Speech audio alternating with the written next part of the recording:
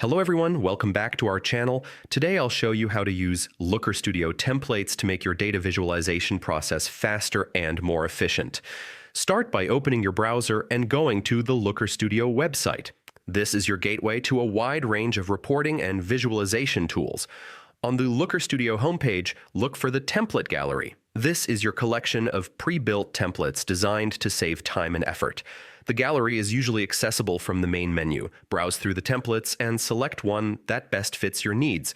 Whether you're creating a comprehensive dashboard or a concise report, there's a template for every style of data presentation. Once you find a template you like, click on it to preview it.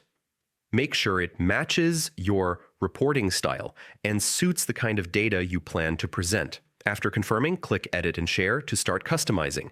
You can modify visuals, add your data sources, and align the template with your brand style. The interface is user-friendly and makes editing straightforward. And that's it.